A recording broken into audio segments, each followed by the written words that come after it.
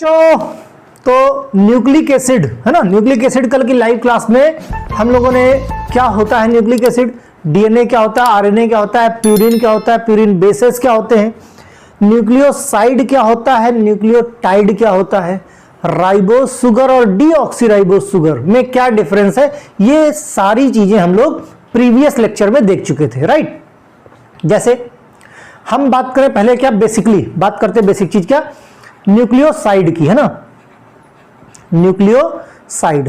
अब न्यूक्लियोसाइड क्या होता है, देखो सिंपल सी चीज, न्यूक्लियोसाइड और न्यूक्लियोटाइड पे क्वेश्चन आता है और क्वेश्चन में कंफ्यूजन होता है। भाई पहले क्या राइबोस शुगर है ना, या डीऑक्सीराइबोस शुगर, यानी sugar plus nitrogenous base.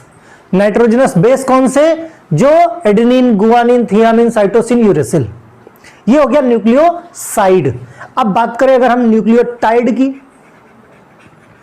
Nucleotide, right, nucleotide में क्या होगा, शुगर होगा, नाइट्रोजनस बेस होगा और फास्फेट होगा।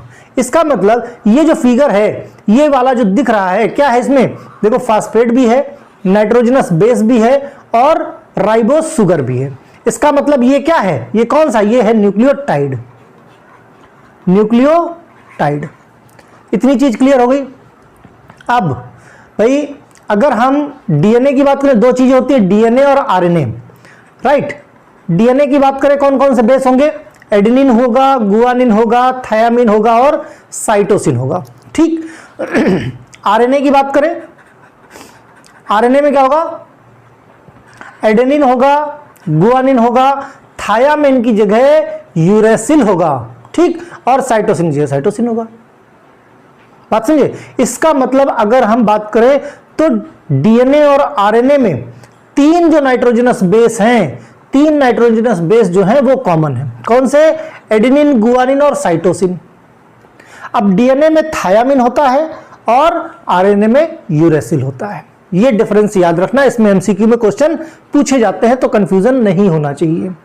इतनी चीज क्लियर। इस वीडियो में हम लोगों का केवल एक ही पॉइंट बचा था, कौन सा है, लास्ट वाला, स्ट्रक्चर ऑफ डीएनए। और कौन सा स्ट्रक्चर, स्ट्रक्चर तो बहुत सारे हैं, कौन सा, जो वाटसन एंड क्रिक ने दिया था। इधर साइड में फिगर देखो, यहां पे देखो वाटसन एंड क्रिक, इन्होंने इस तरह का, जैसे देखने में लगेगा जैसे स्टेयर केस नहीं होते, सीढ़ियां जो होती हैं, ठीक, जो स्टेयर केस जैसे सीढ़ियां घरों में जो बनाई जाती हैं, उस तरह का इन्होंने डबल हेलिकल मॉडल दिया था।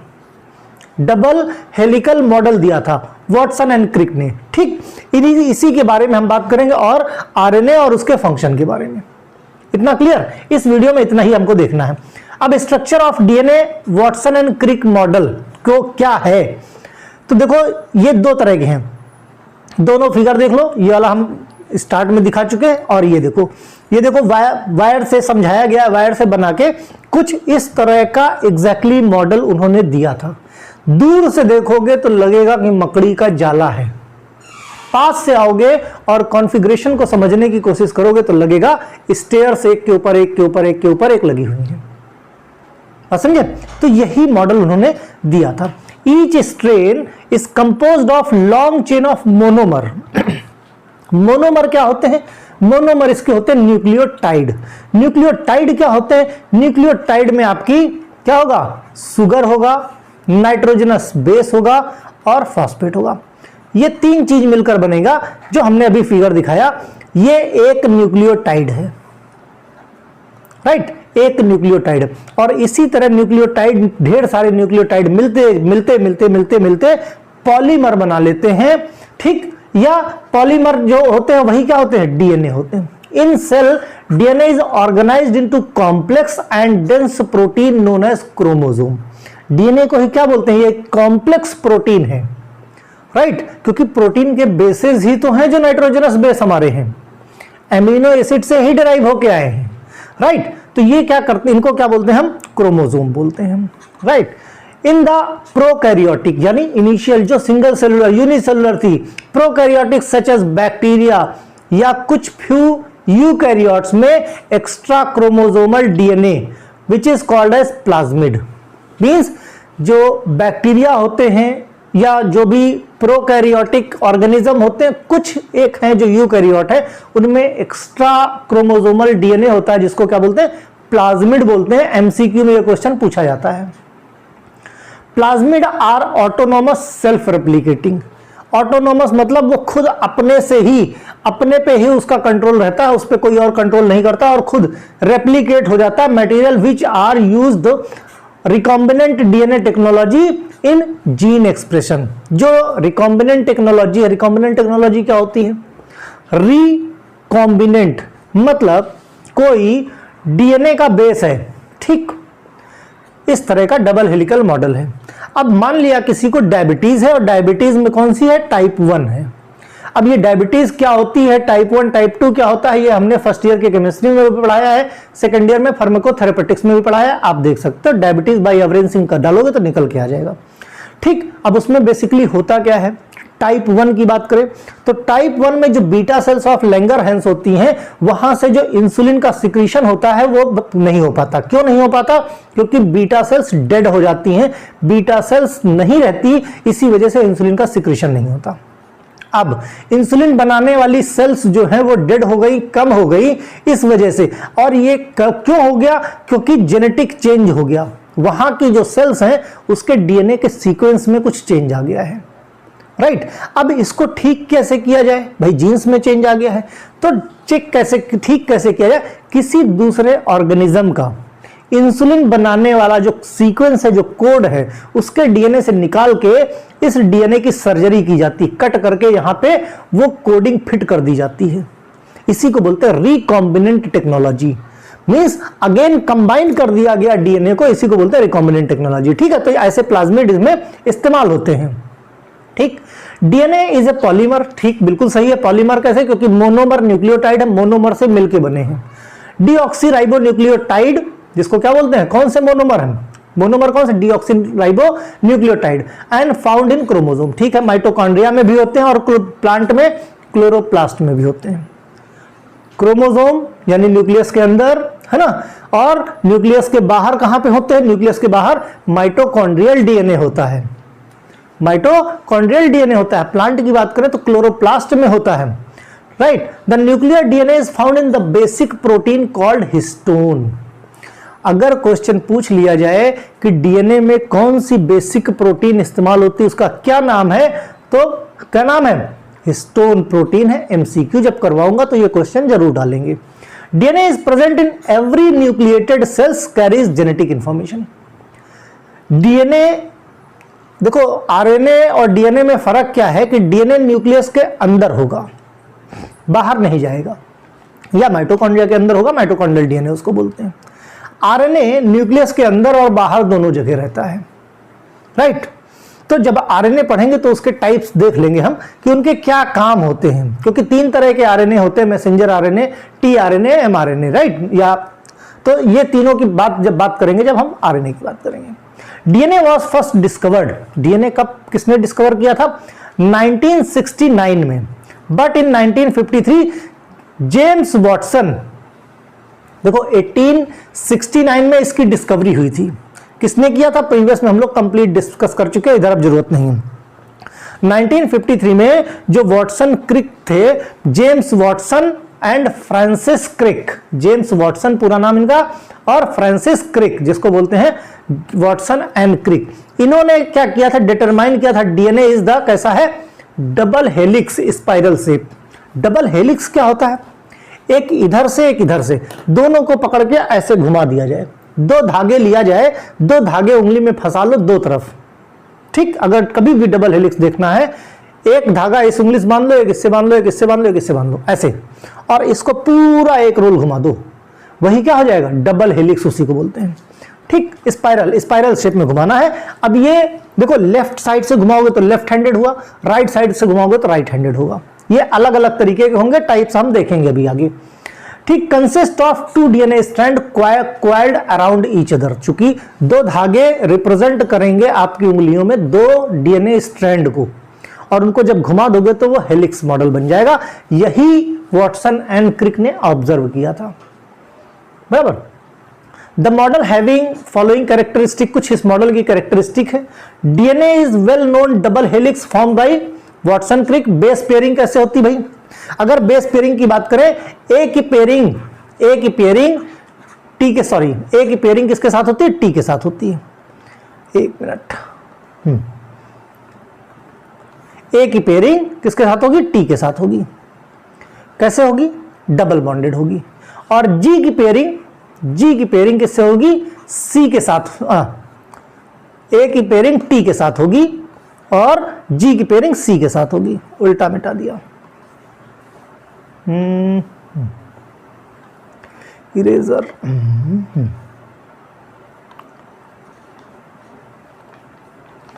ए की पेयरिंग किसके साथ हो गई? टी के साथ हो गई। ठीक, ए की पेयरिंग टी के साथ हुई, कैसे हुई? डबल बॉन्ड के साथ हुई। और जी की पेयरिंग किसके साथ हो गई? सी के साथ हो गई। कैसे हो गई?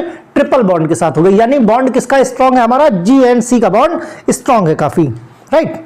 ठीक है भाई, this is known as B form. देखो ए बी सी डी कई फॉर्म होते हैं डीएनए के, अभी हम आगे जाके देखेंगे। उसमें से जो मोस्ट कॉमन फॉर्म है वो कैसा होता है? बी फॉर्म होता है। ये जितनी भी स्टडी हम कर रहे हैं वाटसन क्रिक मॉडल में, ये सारी की सारी स्टडी किसके फॉर्म टर्म में कर रहे हैं? बी फॉर्म में कर रहे हैं, बी मॉडल के फॉर्म में। ठीक, तो क्लियर हो गया भाई। ए की पेयरिंग होगी हमेशा टी के साथ, जी की पेयरिंग होगी हमेशा सी के साथ। अब एक चीज और ध्यान में रखना है कि ये बात है डीएनए की, और डीएनए कौन सा? बी फॉर्म डीएनए है। जेड फॉर्म भी देखेंगे हम आगे, ए फॉर्म भी देखेंगे, है ना। लेकिन हमने कहा ना मोस्ट कॉमन फॉर्म होता है बी फॉर्म, सबसे ज्यादा मिलता है। और इसी की स्टडी हमने हर जगह करी है। जितना भी हम पढ़ते आए हैं वो सारा का सारा हम बी फॉर्म के बारे में पढ़ते आए हैं, ये याद रहे। ठीक, तो most favourable and common state of DNA होती है बी फॉर्म। अब बी फार्मा मत जोड़ लेना बी फॉर्म वाला कि डी फॉर्म बी फॉर्म, वो नहीं, बी फॉर्म है इसका। ठीक, बी टाइप का है। तो अब एक चीज और, ये ए और टी डबल बॉन्डेड याद रहे। ठीक, ए और टी के बीच में जो बॉन्ड लगे हैं कौन से बॉन्ड हैं? ये बॉन्ड होते हैं hydrogen bond. Clear? Base pairs के बीच में आपस की जो बॉन्डिंग होती है वो कैसी है? Hydrogen bond. क्लियर? ओके। अब और क्या देखने वाला? हाँ, आरएनए की बात यहीं पे होगी। तो ये जो टी है इसकी जगह पे यू आ जाएगा, यूरेसिल आ जाएगा, बॉन्ड दो ही लगेंगे। Clear? It's a highly specific and stable base pairing is the basis of reliable genetic information storage. अब जो ये डीएनए होता है, ये जो कोडिंग होती है ए टी और जीसी, और ये कितने अमाउंट में किस ऑर्गेनिज्म में होती है। अब आप ये सोचो, यही रिस्पॉन्सिबल है कि आप अपनी फैमिली मेंबर की तरह दिखते हो, दूसरा कोई दूसरी फैमिली मेंबर की तरह दिखता है, कोई कोई होता है परिवार में जो 2-3 पीढ़ियों पहले का उसका चेहरा मिलने लगता है, बॉडी स्ट्रक्चर मिलने लगता है। दूसरी बात, स्पीसीज कांस्टेंट होता है। किससे? स्पीसीज। जैसे जो ह्यूमंस हैं उनमें एटी और जीसी का रेशियो अलग होगा, कॉमन होगा। इसी की वजह से सारे इंसान एक जैसे दिखते। कोई इंसान भैंस की तरह नहीं दिखता, कोई इंसान हाथी की तरह नहीं दिखता, कोई इंसान गधे की तरह नहीं दिखता, कोई घोड़े की तरह नहीं दिखता है, कोई मछली की तरह नहीं दिखता है। ये दिखने के पीछे की रीजन भी यही हमारा है, यही डीएनए है। यही क्यों? क्योंकि इसी डीएनए का जो सीक्वेंस है, इसी की जो चाबी है, इसी का जो दिमाग है, जो प्रोटीन सिंथेसिस किसकी कहां कैसे होगी, उन सब चीजों के पीछे रीजन यही है। क्योंकि यही जो न्यूक्लिक एसिड है, यही मछली को मछली की तरह बनाएगा, आदमी को आदमी की तरह बनाएगा। आदमी मछली की तरह नहीं बन जाता। बात समझे? तो बड़ा इंपॉर्टेंस है इसका। मीन्स ये समझ लो कि जैसे हमारे शरीर में ब्रेन का काम होता है एकदम किंग है, उसी तरह सेल के अंदर सबसे मेन काम होता है जो इंफॉर्मेशन को कैरी करता है। तो सारी इंफॉर्मेशन कहां पे होती है? ये न्यूक्लिक एसिड में होती है। Double helical structure DNA proposed by Watson and Crick 1953 में। और ये कैसा है? राइट हैंडेड है। राइट हैंडेड है इसलिए इसको हमने क्या, ये राइट हैंडेड कौन सा होता है? B form. अगर पूछा जाए बी फॉर्म वाला डीएनए कैसा होगा तो आप बोल सकते हो राइट हैंडेड डीएनए है। ठीक, अब ये जो डीएनए है डबल हेलिकल है, ये दिया किसने था? ये वाटसन एंड क्रिक ने दिया था। लेकिन इसके पीछे की सच्चाई कुछ और है। सच्चाई क्या है? रोजनमुंड फ्रैंकलिन एक साइंटिस्ट थे और एक विल्किंस साइंटिस्ट थे, ठीक, फ्रैंकलिन और विल्किंस। एक्चुअली ये भी इसी पे स्टडी कर रहे थे और बहुत पहले से कर रहे थे। तो इन्होंने स्टडी किया और ये जितनी कहानी है ये सब स्टडी करके रखे थे। लेकिन कहते हैं ना कि काम दो लोग कर रहे हैं, काम प्रेजेंट किसने पहले किया? भाई जैसे दो लोगों को बढ़िया बढ़िया कुछ काम दिया गया, लिख रहे हो, है ना, दोनों ने एक जैसा किया, उसी में से कोई एक स्टूडेंट पहले टीचर को जाके दिखा देता है, उसको अवार्ड मिल जाता है। जो पीछे रह जाता है, काम उसने भी मेहनत उतनी ही की लेकिन पीछे रह गया। ठीक उसी तरह से रोजनमुंड और फ्रैंकलिन ने भी यही काम किया था, लेकिन उसका क्रेडिट उनको नहीं मिल पाया क्योंकि उससे पहले वाटसन एंड क्रिक ने डीएनए का डबल हेलिक्स मॉडल क्या किया था, प्रस्तुत कर दिया था। क्लियर? तो इसीलिए इसका जो नोबेल प्राइज मिला है वो किसको मिला? वाटसन एंड क्रिक को मिला है। बट इसके पीछे एक साइंटिस्ट रोजनमुंड और फ्रैंकलिन, दो ये साइंटिस्ट थे जिन्होंने भी खूब काम किया है। It consist of 2 पॉलीडीऑक्सीराइबोन्यूक्लियोटाइड। भाई एक हो गया ये वाला और एक हो गया ये वाला, दोनों स्ट्रैंड बने किससे हैं? न्यूक्लियोटाइड से मिलकर बने हैं ढेर सारे, यानी 2 पॉलीन्यूक्लियोटाइड के जो स्ट्रैंड होंगे उनका डबल हेलिक्स मॉडल कैसे होगा? Right handed. राइट साइड को जब घुमाओगे तो राइट हैंडेड, लेफ्ट साइड को घुमाओगे तो जो स्पाइरल बनेगा वो लेफ्ट हैंडेड बनेगा। तो ये बी फॉर्म कैसा है? ये राइट हैंडेड है। Clear? Okay. Chain twisted around the each other common axis of symmetry. ठीक, इस तरह से करके। Okay, the chain are parallel in an anti parallel manner. Excuse me. अब एक चीज समझने वाली बात है, यहां पे देखो, समझो। अब जैसे ये लाइक दिस, ऐसे, और ये इस तरह से करके, ठीक। एक एंड को हमने कहा भाई ये 3 एंड है, एक को हमने कहा 5 एंड है, एक तरफ का स्ट्रैंड, एक तरफ का पॉलीन्यूक्लियोटाइड का स्ट्रैंड। अब जो दूसरी तरफ का है उसको देखा होगा आपने, इधर शुरू होगा कहां से? 5 एंड से, और ये खत्म कहां पे होगा? 3 एंड पे। क्यों? क्योंकि एक सीधा सीधा है, ये जैसे है, एक ऐसे लगा दिया जाए, एक इसको उलट के लगा दिया है, तभी तो होगा एंटी पैरेलल। अगर दोनों, समझो बात को, लाइक दिस, दोनों अगर 3 एंड 5 एंड, इधर वाला भी 3 एंड 5 एंड अगर हो जाए, दोनों इस तरह हो जाएंगे तो इसको क्या बोलोगे? पैरेलल। लेकिन एक सीधा है और एक उल्टा है, इसीलिए क्या बोले इसको हमने? Anti parallel. ठीक, तो इसीलिए जगह जगह देखा होगा, एक तरफ 3 एंड और 5 एंड रहता है, दूसरी तरफ 5 एंड और 3 एंड उल्टा रहता है। इसी क्यों? क्योंकि ये डबल एंटी पैरेलल मॉडल है। राइट? तो चेन्स आर पेयर्ड इन, किस तरह पेयर्ड है? एंटी पैरेलल मैनर में। That is 5 end of 1 strand, एक साइड का 5 स्ट्रैंड, एक साइड का 5 स्ट्रैंड दूसरे साइड के 3 स्ट्रैंड के साथ पेयर करता है। ये 5 स्ट्रैंड पे जो न्यूक्लियोटाइड्स हैं वो 3 स्ट्रैंड के न्यूक्लियोटाइड के साथ अपनी पेयरिंग करते हैं। राइट? उम्मीद है समझ में आया होगा। ठीक है, तो क्या है? 5 end of 1 strand is paired with 3 end of other strand. Clear? 2 strand are anti parallel बताया हमने। 1 स्ट्रैंड रन कैसे? 5 से 3 रन करेगा, पहला स्ट्रैंड कैसे?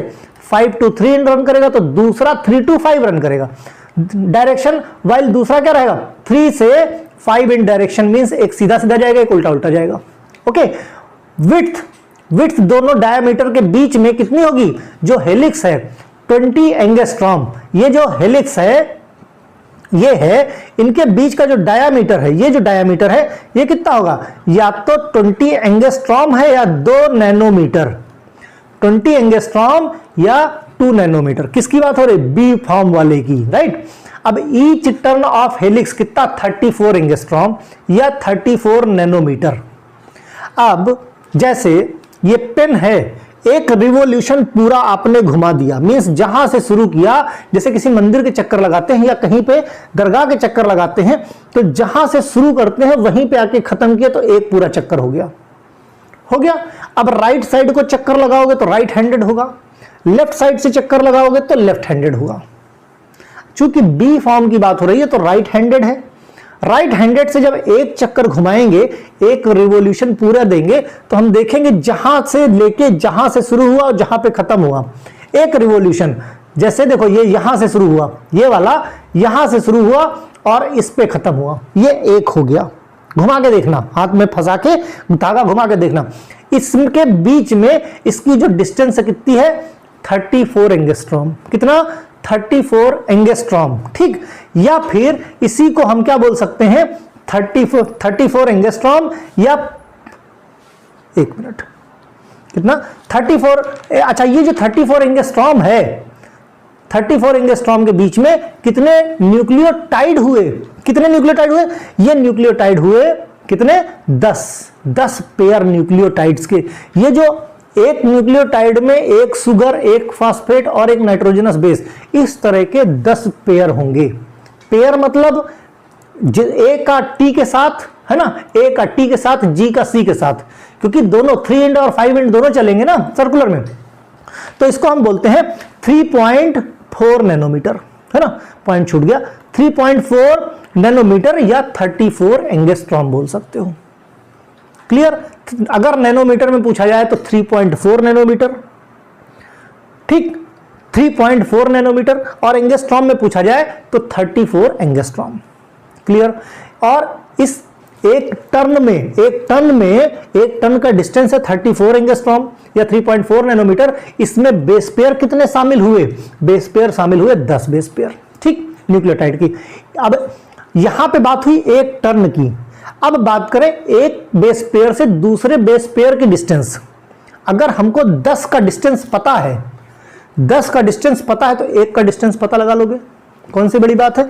अगर 3.4 नैनोमीटर, 3.4 नैनोमीटर अगर 10 का डिस्टेंस है, एक का कितना होगा 10 से और डिवाइड करो, सिंपल मैथमेटिक्स, तो कितना हो जाएगा 0.34 नैनोमीटर हो जाएगा, 0.34 नैनोमीटर। यही एंगस्ट्रॉम में ले आओ, एंगस्ट्रॉम में बात करोगे तो 34 एंगस्ट्रॉम में 10 बेस पेयर, एक बेस पेयर के बीच की डिस्टेंस कितनी होगी भाई, 10 बेस पेयर की डिस्टेंस कितनी है, क्योंकि एक जो सर्किल हमने घुमाया, एक रिवॉल्यूशन जो घुमाया, उसमें कितने घूमे 10 बेस पेयर पार्टिसिपेट किए, तो 10 पार्टिसिपेट, एक पिच, इसको क्या बोल सकते हो, वन पिच भी बोल सकते हो, वन पिच बोल सकते हो, one pitch equals to 34 angstrom या 3.4 नैनोमीटर। बात समझ गया कि नहीं। अब एक बेस पेयर से दूसरे बेस पेयर के बीच की डिस्टेंस कितनी होगी, एक बेस पेयर से दूसरे बेस पेयर के बीच की डिस्टेंस कितनी होगी 0.34 नैनोमीटर या 3.4 एंगस्ट्रॉम। सिंपल सा मैथमेटिक्स है। जो पिच की डिस्टेंस है वो 10 की बेस पेयर की है, 10 बेस पेयर की है, ठीक, या एक टर्न में 10 बेस पेयर है, एक बेस पेयर को उसी 10 से डिवाइड कर दो, निकल आएगा, ठीक, सिंपल सी चीज है। DNA helix is hydrophilic deoxyribose phosphate. अब एक खास बात और समझो, ये जो बोन का स्ट्रक्चर है, बोन किससे बना है, ये बना है, अगर बैक पूछा जाए, जैसे आपकी बैकबोन है, रीढ़ की हड्डी है, वैसे ही पूछ लिया जाए कि भाई अंदर का तो ठीक है, समझ में आता है कि बेस पेयर कनेक्टेड है, लेकिन इसको कनेक्ट करने के लिए जो बेस पेयर जो दीवार दी गई है वो काहे की बनी है, तो वो बनी है किसकी, शुगर और फास्फेट की। तो अगर पूछा जाए कभी कि बैकबोन, डीएनए की बैकबोन किससे बनी है, तो आंसर होगा शुगर और फास्फेट की बनी हुई होगी। क्लियर। अब इसका जो बैकबोन है शुगर और फास्फेट, शुगर कौन सी, डीऑक्सीराइबोस शुगर, और फास्फेट ये किसका बनाते हैं, बैकबोन। और बैकबोन कैसी होती है, इसका नेचर होता है हाइड्रोफिलिक। क्लियर, कैसा नेचर है, हाइड्रोफिलिक नेचर है। ईच चेन, अब बैकबोन कैसी होती है, आउटसाइड होती है, तो आउटसाइड डीएनए का कैसा होगा, हाइड्रोफिलिक होगा। लेकिन इनसाइड जो बेस पेयर्स इंटैक्ट हैं, एक दूसरे से पेयरिंग कर रहे हैं, वो कैसे होते हैं, वो होते हैं हाइड्रोफोबिक। कैसे, यानी हाइड्रोफिलिक मतलब वाटर लविंग, हाइड्रोफोबिक मतलब फैट लविंग, ठीक है। या फोबिया है, पानी से फोबिया है, यानी वाटर हेटर, मींस जो अंदर के बेस पेयर हैं वो पानी से नफरत करते हैं, और जो बैकबोन है वो पानी से प्यार करती है। Okay, polynucleotide chain are not identical but complementary to each other due to base pairing. एकदम एग्जैक्टली सेम नहीं होती है, लेकिन एक दूसरे के कॉम्प्लीमेंट्री होती है दोनों स्ट्रैंड की। ठीक, ये बात हो गई भाई। अब two strand held together by hydrogen bond, हमने जो बताया था आपसे, ए और टी के बीच में डबल बॉन्ड और जी सी के बीच में triple bond. Clear, triple bond. Hydrogen bond are formed between purine और पिरिमिडीन बेस, प्यूरिन और पिरिमिडीन बेस। ठीक, ए टी और जी सी हाइड्रोजन बॉन्ड। ठीक, जो स्थानीय संबंध इनका होता है जिसको बोलते हैं spatial relationship between two strand is helix create the major and minor groups. Major और माइनर ग्रुप्स, जिस तरफ को घूम रहा है जो बाहर का किनारा है उसको बोलते हैं मेजर ग्रुप्स।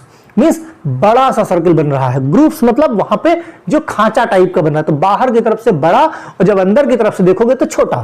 देखो प्रीवियस फोटो में दिखा रखा है, ये देखो ये माइनर ग्रुप्स है और जहां से माइनर होगा उसका बाहरी कैसा होगा, मेजर होगा। ओके, ठीक है भाई, ग्रुप्स हो गया। These groups provide the access of bonding regulatory protein। ये ग्रुप्स क्या करते हैं, बॉन्डिंग के लिए रेस्पॉन्सिबल होता है। DNA helix proofs the Chargaff's. Erwin Chargaff's क्या है, हाँ, एटी और जीसी के बीच में देख लो भाई, देखो एडेनिन, ये एडेनिन है, ये थियामिन है, क्या है, ये देखो 2 पेयर है, और ये क्या है, जीसी, गुआनिन और साइटोसिन के बीच में 3 पेयर है। और पेयरिंग किसके बीच में होगी, उन्हीं के बीच में होगी जो जिनकी इलेक्ट्रोनेगेटिविटी जो ऑक्सीजन डोनर का काम करते हैं। जैसे यहां पे ऑक्सीजन हो गया, यहां पे नाइट्रोजन हो गया, यहां पे भी ऑक्सीजन और नाइट्रोजन के बीच में ही क्या यही जो है बॉन्ड बनाने में पार्टिसिपेट कर रहे हैं। ठीक है, तो इरविन चारगॉप्स ने क्या किया, काफी समय के बाद इन्होंने एक रूल बनाया जिसको हम इरविन चारगॉफ रूल बोलते हैं। ये इन्हीं की फोटो है, बड़ा नॉमिनल सी चीज है, ऑब्जर्व किया इन्होंने खाली। इन्होंने क्या कहा, there is the equality in the quantity between A और टी। भाई ए और टी की पेयरिंग होती है तो जितना ए होगा उतना ही टी होगा। सिंपल सी चीज है, बिल्कुल होना भी चाहिए, यही ऑब्जर्वेशन है और बड़े साइंटिस्ट हो गए। बिटवीन जी एंड सी, और जितना जी होगा उतना ही सी होगा। भाई जाहिर सी बात, कोई फ्री थोड़ी है बेस पेयर, तो कोडिंग हो रही ना भाई, कोडिंग है तो जितना ए होगा उतना टी, जितना जी होगा उतना सी। या कह लो ए और टी रेशियो, जी और सी का रेशियो ये बराबर होता है, बेस पेयर का बराबर होगा तभी सीक्वेंस बराबर बैठेगा। ये जो रेशियो होता है ये एक स्पीसीज के लिए ठीक होता है, मींस सेम होता है, एक स्पीसीज के लिए अप्रॉक्स सेम होता है, लेकिन अलग अलग ऑर्गेनिज्म के लिए ये रेशियो अलग होता है। मींस इंसान के लिए ऐसा है, बंदर के लिए कुछ और होगा रेशियो। यही रेशियो इसी डीएनए में चेंज करके इंसान कुछ भी बना देता है। बात समझे, जैसे मूवी देखी होगी जुरासिक पार्क, उसमें क्या किया उन लोगों ने, डीएनए में थोड़ा सा चेंज किया और चेंज करके देखो कितना विशालकाय डायनासोर बन गया था, कितना खतरनाक बन गया था। मींस नॉर्मल छोटा था और उसके कंपैरिजन में मींस बहुत सारा चेंज इसी के थ्रू। क्यों, क्योंकि जो आपकी बॉडी में प्रोटीन की सिंथेसिस होती है उसका जो कोडिंग सेट करने का काम है, जो चाबी भरने का काम है कि किस तरह से होगी, वो करता क्या है, वो किसके थ्रू होता है, वो डीएनए के थ्रू होता है। फिर कहोगे आरएनए का क्या काम है, आरएनए तो डीएनए का नौकर है, वफादार मंत्री है, जो डीएनए बोलता है वही आरएनए करता है। क्योंकि डीएनए न्यूक्लियस के बाहर जा नहीं सकता, तो न्यूक्लियस के बाहर प्रोटीन की सिंथेसिस होनी है, कैसे होगी, वो होगी कैसे, क्यों, क्योंकि भाई जो आपके राइबोसोम्स वगैरह वो तो बाहर टहल रहे हैं, थोड़े बहुत न्यूक्लियस के अंदर है तो वो अपने काम कर लेते हैं, लेकिन इतनी प्रोटीन की सिंथेसिस अकेले ये नहीं कर सकता। तो बाहर, न्यूक्लियस के बाहर, भाई राजा तो हमेशा राजमहल में रहता है, बाहर जाके तो मंत्री और सेनापति काम करते हैं, तो ये आरएनए वही है, डीएनए का ही मैसेज आगे बढ़ाते हैं। ठीक, तो genetic information resides 1 or 2 strands known as the template. जो जेनेटिक इंफॉर्मेशन होती है उसको क्या बोलते हैं, टेम्पलेट, और यही टेम्पलेट कैरी करता है कौन, आरएनए कैरी करके ले जाता है डीएनए के पास से। अपोजिट स्ट्रैंड को एंटीसेंस स्ट्रैंड भी बोलते हैं, राइट। कुछ इनके जो कॉर्नर्स होते हैं उनको नॉनसेंस कोडॉन बोलते हैं, क्योंकि कोडॉन की कोडिंग आपके सिलेबस में नहीं है ना, कुछ बुक्स में दी है लेकिन वो रिलेवेंट नहीं है क्योंकि आपके सिलेबस में कहीं बोला नहीं गया, इसलिए कोडिंग पढ़ा के मैं और कंफ्यूज नहीं करना चाहता आपको। ठीक है, तो ये हो गया भाई इरविन चारगॉफ। अब modification base in DNA, modification क्या हो सकता है, 5% साइटोसिन इन यूकैरियोटिक डीएनए, जो साइटोसिन का कंटेंट है उसमें 5% साइटोसिन को मेथाइलेटेड कर दिया, मेथाइलेशन कर दिया गया उसका मॉडिफिकेशन डीएनए करने के लिए। मेथाइलेशन कैटालाइज कैसे होता है? डीएनए मेथाइल ट्रांसफरेज से। Methylation suppress migration segment DNA which cause the transposons and increase the tendency of DNA assume Z form. Z form में उसको जेड फॉर्म में कन्वर्ट कर देता है। अगर मेथाइलेशन कम होता है, हाइपोमेथाइलेशन डीएनए क्या होता है?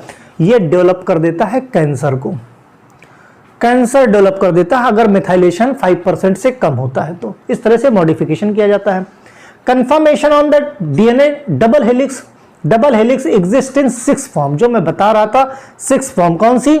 ए बी सी डी ई और जेड फॉर्म। कितनी हो गई? 1 2 3 4 5 6, 6 फॉर्म में डीएनए एग्जिस्ट करता है। अगर एमसीक्यू पूछा जाए कौन सी फॉर्म? 6 फॉर्म में। एमंग 6 में बी ए जेड फॉर्म जो होती है बड़ी इंपॉर्टेंट होती है, जिसमें सबसे इंपॉर्टेंट जो है प्रीडोमिनेंट सबसे ज्यादा मात्रा में बी फॉर्म पाया जाता है, और सब जगह जो हम स्टडी करते हैं वो बी फॉर्म की करते हैं। ए फॉर्म की बात किया जाए तो कैसा होता है? राइट हैंडेड जैसे बी फॉर्म होता है, लेकिन जो उसमें एक टर्न में 10 बेस पेयर थे, ए फॉर्म में 11 बेस पेयर हैं। क्लियर? जेड फॉर्म क्या होता है? ये लेफ्ट हैंडेड होता है, इसका स्पाइरल लेफ्ट हैंडेड किया जाएगा। डबल हेलिक्स से भी होगा, लेकिन बी फॉर्म आपका क्या है, कैसा है? वो राइट हैंडेड। ये जेड फॉर्म क्या है? लेफ्ट हैंडेड होगा। और एक टर्न में कितने बेस पेयर होंगे? बी फॉर्म में कितने थे? बी फॉर्म में 10 थे, ए फॉर्म में 12 थे, और जेड फॉर्म में 12 होंगे। ठीक, उसमें 11, इसमें 12। The polynucleotide strand DNA move somewhat zig zag fashion. Polynucleotide इसमें कैसे? जिग जैग के फॉर्म में। जिग जैग बोले तो स्पाइरल फॉर्म है ना, इस तरह से करके। अब इसमें इस तरह से डंडी, इस तरह से जैसे सीढ़ियां होती हैं, सीढ़ियों में डंडे लगे हुए होते हैं, इस तरह से यहां पे जैसे ए है, एक इसके साथ जी के साथ कनेक्ट होगा। ठीक, सॉरी, ए किसके साथ? ए टी के साथ कनेक्ट होगा, जी सी के साथ कनेक्ट होगा, फिर ए टी के साथ कनेक्ट होगा, जी सी के। इस तरह से सीक्वेंस रहता है। यही सीक्वेंस थोड़ा सा इधर उधर कर दिया जाए या किसी चीज का सीक्वेंस बढ़ा दिया जाए तो प्रॉब्लम क्रिएट हो जाती है, या उसमें मॉडिफिकेशन। तो ये कैसा? एक तरह से जिग जैग टाइप का, ऐसे जिग जैग टाइप का दिखता है ना, इसीलिए इसको हम जेड डीएनए भी बोलते हैं। जो फिफ्थ बी फॉर्म है उसको हम जेड डीएनए के नाम से भी जानते हैं। फंक्शन की बात करें तो फंक्शन ऑलरेडी हम लोग डिस्कस कर चुके हैं। स्टोर करता है जेनेटिक इंफॉर्मेशन, ठीक है। सिंथेसिस करते हैं ऑल प्रोटीन के मॉलिक्यूल्स। इंफॉर्मेशन कॉपी करता है कौन? जो डीएनए मैसेज देता है उसको कॉपी करता है आरएनए। उसी के ऑर्डर के अकॉर्डिंग बाद में वो क्या बनाता है? Protein. Protein are then synthesized in the process involving the translation of the RNA। RNA अभी हम देखेंगे कि tRNA क्या होता है भैया। Okay, DNA provide the inherited information by the daughter cell.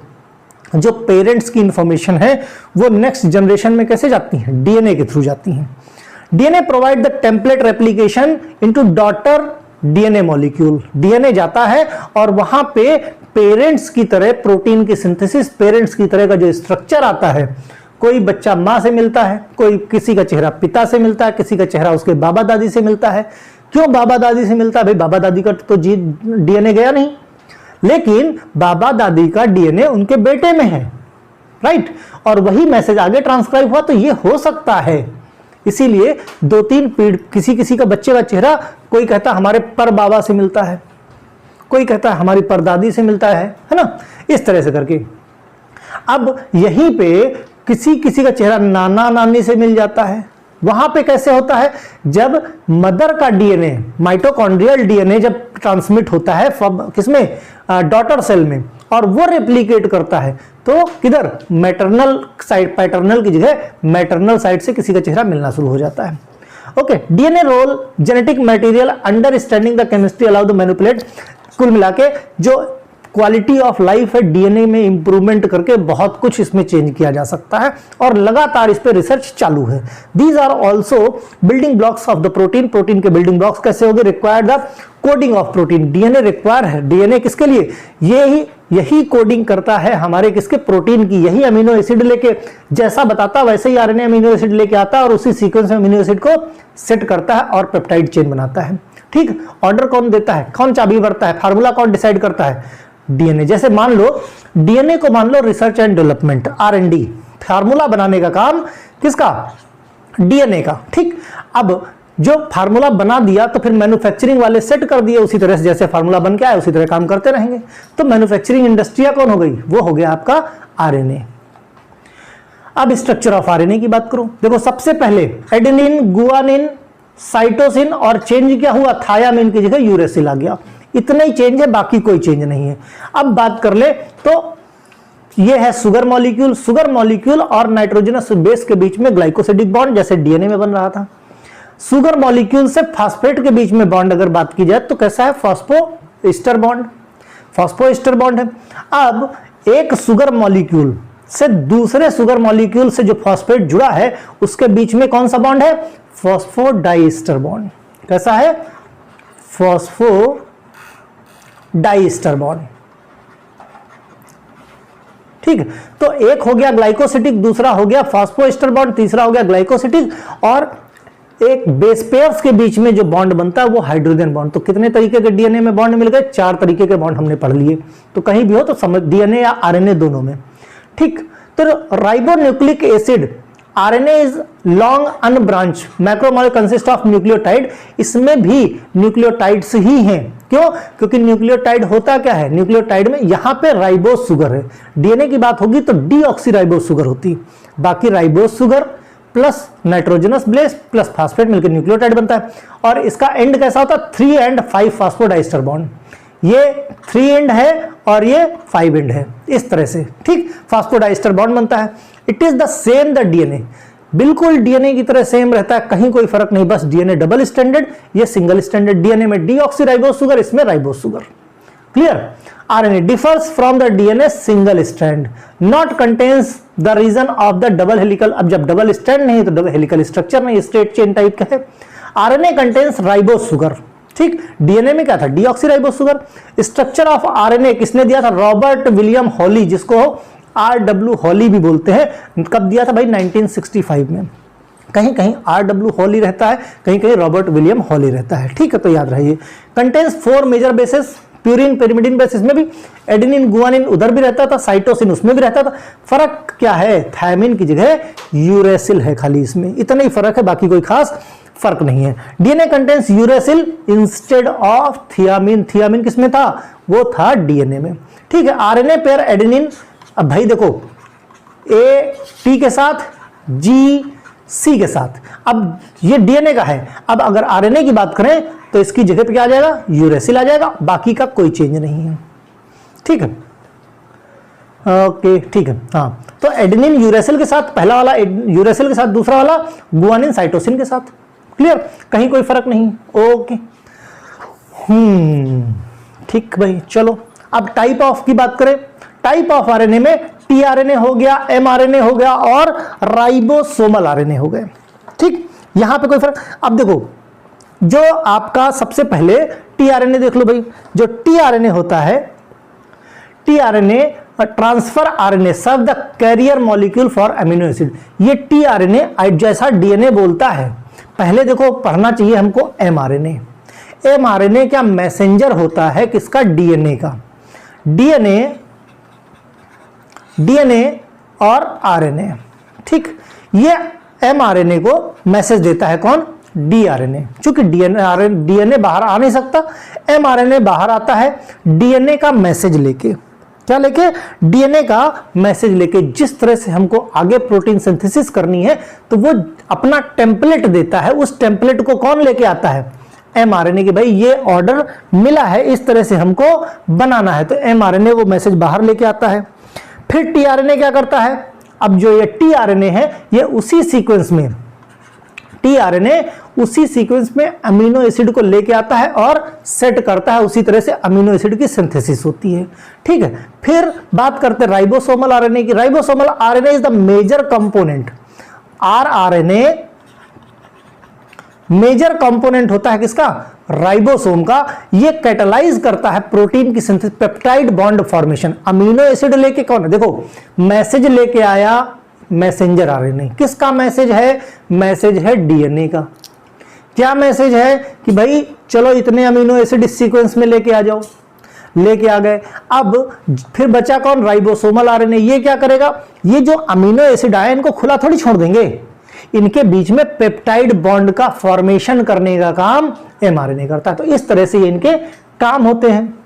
Function की बात करें तो ribonucleic acid function converting the genetic information genes into amino acid signal. जो जेनेटिक इंफॉर्मेशन है जो पास की है टेम्पलेट के फॉर्म में डीएनए ने, आरएनए उसको क्या करता है, उसी सीक्वेंस को प्रोटीन फॉर्म में कन्वर्ट कर देता है। आरएनए उसको उसी फॉर्म में, प्रोटीन फॉर्म में कन्वर्ट कर देता है जेनेटिक इंफॉर्मेशन को। RNA translate the DNA message in format read by the ribosome. ठीक है, और डीएनए ने जो बताया कि भाई इस तरह तुमको प्रोटीन सिंथेसिस करवानी है, आरएनए वही करता है। Okay, RNA also play role in engage the correct amino acid protein meeting site. Correct amino acid को देखो टीआरएनए क्या कर रहा है, टीआरएनए क्या कर रहा है, ये देखो अमीनो एसिड को लेके आ रहा है, लेके आ रहा है कि नहीं लेके आ रहा है, कौन सा, टीआरएनए। हमने यही तो कहा मैसेंजर आरएनए मैसेज लेके आएगा कि इस सीक्वेंस में बनाना है, और टीआरएनए क्या करेगा, अमीनो एसिड को लेके आ जाएगा। इनके बीच में बॉन्ड कौन बनवाएगा, एमआरएनए बॉन्ड बनवाएगा। ठीक है, messenger RNA provide the template of protein by ribosome sequence of amino acid corresponding to sequence storing, जैसे कि सीक्वेंस डीएनए ने बता के रखा है। ट्रांसफर आरएनए ब्रिंग करता है, टीआरएनए क्या करता है, लेके आता है क्या लेके आता है, अमीनो एसिड को, और एमआरएनए क्या है, राइबोसोम की मदद से वहां पे पेप्टाइड बॉन्ड का फॉर्मेशन करवाता है। ठीक, असेंबल करवाएगा। Ribosomal RNA associated set of protein to form ribosome. ठीक, राइबोसोम के ऊपर राइबोसोम का स्पेशल कंपोनेंट होता है आरएनए। फंक्शन की बात कर ले, देखो यहां पे देखो ध्यान से, ये न्यूक्लियस है। ठीक है, न्यूक्लियस के अंदर डीएनए है। डीएनए ने अपना मैसेज टेम्पलेट दे दिया किसको, एमआरएनए को। एमआरएनए बाहर आया एमआरएनए, इसने बताया कि भाई ये टेम्पलेट है, इसी तरह से हमको बनाना है। ठीक है, इस तरह साइटोप्लाज्म बनाना है। ये कोड ले लेगा हमारा टीआरएनए ले लेगा, और जो सीक्वेंस बताया है उसी सीक्वेंस में अमीनो एसिड को लेके आ जाएगा। ठीक है, फिर एमआरएनए क्या करेगा, उन सबको एक साथ जोड़ के प्रोटीन की फर्दर प्रोसेस करके प्रोटीन की सिंथेसिस करवा देगा। RNA transfer genetic material to form nucleus to cell. RNA के ट्रांसफर आरएनए क्या कर रहा है, जो जेनेटिक इंफॉर्मेशन है उसी हिसाब से अमीनो एसिड को लेके आता है।